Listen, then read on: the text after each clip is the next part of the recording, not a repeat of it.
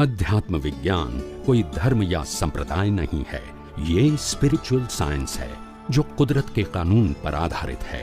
ये विज्ञान पूरे ब्रह्मांड के सभी रहस्यों को उजागर करता है और जीवन के सभी पहलुओं को समझने के लिए एक नई दृष्टि देता है।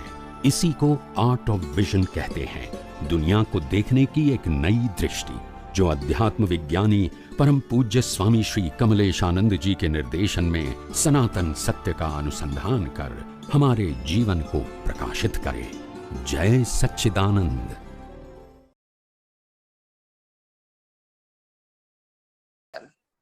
વિજય જય સચ્ચિદાનંદ સ્વામીજી।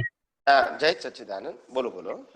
સ્વામીજી, મારો સવાલ લાયક અને સહાયક સંયોગો સમજવા વિશેનો છે। મારે એમ સમજવું છે કે આ લાયક ને સહાયક સંયોગો છે એટલે આપણે જયારે આ સમજણ રૂપે જ્ઞાન મળ્યું છે એ જયારે બી સંજોગ આવે ને આપણે એનો ઉપયોગ કરીએ ત્યારે આપણે એનાથી મુક્ત રહીએ, એટલે આપણે મોક્ષને લાયક ને સહાયક સંજોગો નો બીજ પડે। ઓકે। અને જો ઉપયોગ ચૂકી જઈએ જેટલો બી, એ સંસારને લાયક ને સહાયક સંજોગો બી પડી જાય। ઓકે। તો હવે મનમાં એવું થાય છે કે જ્યાં સુધી અજ્ઞાન પૂરું નાશ નથી થતો ત્યાં સુધી તો આ બીજ પડવાનું છે કોઈ બી એક। તો હવે આપણે જે મહાન પુરુષો છે એમના જીવનમાં જોઈએ કે જેમ કે અર્જુન કે રામ ભગવાન કે એમનો જે લાસ્ટ અવતાર હોય છે એનો જે ભાગ આપણે જોઈએ છીએ તો બહુ જ લાયક સહાયક જેવો નહીં લાગતો, એમ મોક્ષને લાયક સહાયક જેવો। તો એમનું બધું જ અજ્ઞાન નાશ થઈ ગયું છે તો એમને કેવળ જ્ઞાનનું બીજ પડ્યું છે। એમને કઈ રીતે આવું બીજ પડી ગયું હશે એમ મને એવું મનમાં થાય છે। લાયક ને સહાયક જ પડવું જોઈએ ને જો છૂટા રહ્યા હોય તો। હંમેશા લાયક અને સહાયક શબ્દનું પહેલા મિનિંગ સમજી લો। હા, બરાબર। લાયક એટલે પોતાનું જ્ઞાન દર્શન અને ચારિત્ર અંદરનું, એને લાયક કહેવાય। અને સહાયક એટલે સરાઉન્ડિંગ સર્કમસ્ટાન્સીસ, બરાબર, મા બાપ વગેરે વગેરે। તો બની શકે કે કદાચ સહાયક સંજોગો એને અનુરૂપ ના હોય લાસ્ટ બર્થમાં, પણ એની લાયકાતની ક્વોલિટી હાઈ લેવલની થઈ ગઈ હોય એટલે પછી ગમે તેવો ભોગવટો આવે તો પણ પછી સહાયક હોય કે ના હોય તો એના માટે તો સહાયક જ છે। એટલે આપણે ભાર શેના ઉપર મૂક્યો? અજ્ઞાનને નાશ કરવા ઉપર। એટલે જ્યારે તમારું બધું અજ્ઞાન જો નાશ થઈ જશે તો પછી બહારના સંજોગો લાયક સહાયક જોવાની જરૂર નથી, કારણ કે તમને આખું પેકેજ કુદરતી રચના તરીકે દેખાય છે। તો પછી તમારે લાયક છે કે નહીં એમાં પડવાની જરૂર નથી। આ તો તમને અત્યારે ભાવ કરવાનું કહીએ છીએ કે જેને કારણે લાયક, અને આપણે કોઈ પણ આપણી પાસે માનો કે બેલેન્સ છે, આપણી પાસે ક્રેડિટ છે, તો કુદરતને કઈ મારે ક્રેડિટ ક્યાં વાપરવી? બંગલા, મોટર, ગાડી, પરિવાર, સાધન, સંપત્તિ, એજ્યુકેશન એમાં વાપરવી? તો કે ના, મારે વાપરવી છે એમાં કે મારા લાયક અને સહાયક સંજોગો પ્રાપ્ત થાય। એટલે મને એવો સંજોગ પ્રાપ્ત થાય કે જે મને બહારના સંજોગો પર મોક્ષ માર્ગ માટે સપોર્ટ કરનારા મળે। ખ્યાલ આવે? એટલે આપણે આપણી પુણ્યને અત્યારે કઈ રીતે વાપરવી એનો ભાવ કરીએ છીએ અને કુદરત આપણને શું આપશે? રિઝલ્ટ આપશે।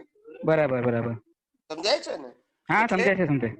એટલા માટે તમે એકવાર મેચ્યોર થઈ ગયા અને એકવાર અજ્ઞાન બધું નાશ કરી નાખ્યું પછી જે ભાવ થયા હોય એ ભાવ સાથે તમારે કોઈ લેવા દેવા નથી। ભયંકરમાં ભયંકર ખરાબ ભાવ થઈ ગયા હોય કશો વાંધો નહીં, પણ અજ્ઞાન નીકળી ગયું ને, હવે છેલ્લા અજ્ઞાન નહીં હોય પછી ભયંકરમાં ભયંકર ભોગવટો આવશે, તમને અડશે નહીં, નડશે નહીં, કારણ કે અજ્ઞાન છે નહીં।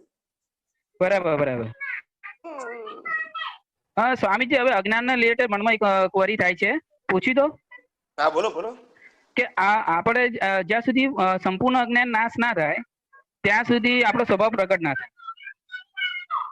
હા, તો ના જ થાય ને, બરાબર છે। હા, હવે મનમાં એમ થાય છે કે આ અજ્ઞાન એકી સાથે આવી શકતું નથી, જે એંગલ થી બાંધેલું એ એંગલ થી આવશે અને ત્યારે આપણે જાગૃત રહેવું પડશે। ઓફકોર્સ। તો હવે એમ થાય છે કે આ અજ્ઞાન જે આવે છે ઓટોમેટિક રીતે આવે છે, કઈ રીતે આવે છે, એ કયા ભાગથી આવે છે? અજ્ઞાન તો અત્યારે ઓટો મોડ થી જ આવે છે, સંજોગોની સાથે સંકળાયેલું છે। ડિસ્ચાર્જ નહીં, હું ચાર્જમાં કહું છું સ્વામીજી। ચાર્જની અંદર તો આપણું અજ્ઞાન ડેવલપમેન્ટ સાથે જોડાયેલું છે। હા, બરાબર। જ્ઞાન, મિથ્યા દર્શન અને મોહનીય કર્મ ઇનબિલ્ટ છે કેટલાય અવતારોથી। બરાબર, બરાબર। ક્યુમ્યુલેટિવ થઈને કેરી ફોરવર્ડ થયા કરે છે।